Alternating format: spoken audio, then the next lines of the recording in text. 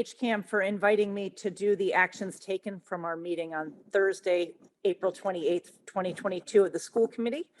We started the meeting with a couple of different reports. The biggest report was a report that was quite in depth on dyslexia, which I know a lot of members of the community were interested in.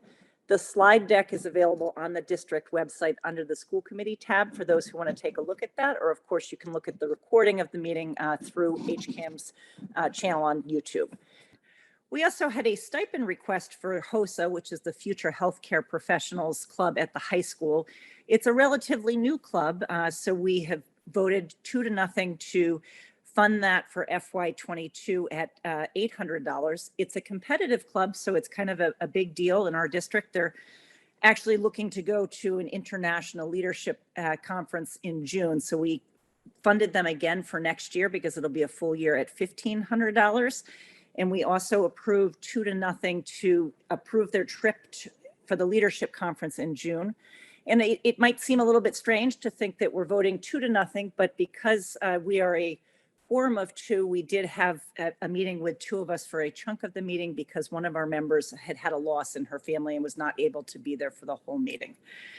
Then after that, we approved the Lou and Kathy White Scholarship, which is one of the annual senior scholarships that is given out and requires approval of the school committee.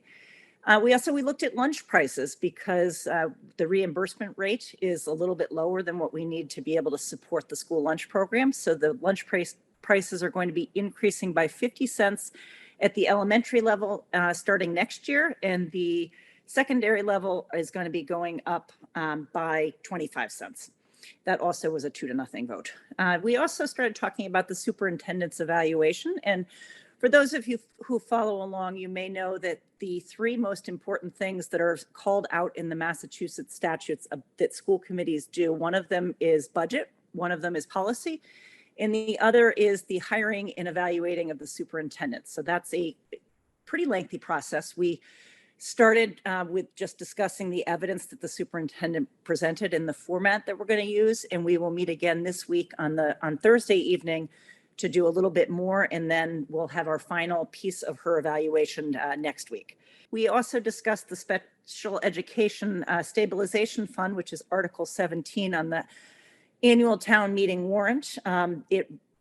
We already have discussed it, and we actually approved it a couple of years ago, but we wanted to reiterate that vote that we took a couple of years ago so that on town meeting floor, we're able to stand up and to say that the school committee supports that.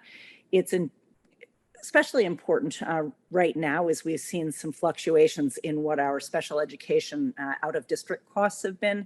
And that's to help protect the town from the fluctuations in the budget if we have a stabilization fund, so that in another year, if we have a big jump, we'll have the stabilization fund to be able to help ensure that we're able to provide appropriate services for all of our students, even those for whom we're not able to meet their needs in the district. So that's Article 17. And then we also discussed Article 18, which is the funding of the Special Education Reserve Fund, also on the town meeting warrant. And we also voted to give our recommendation for approval on that.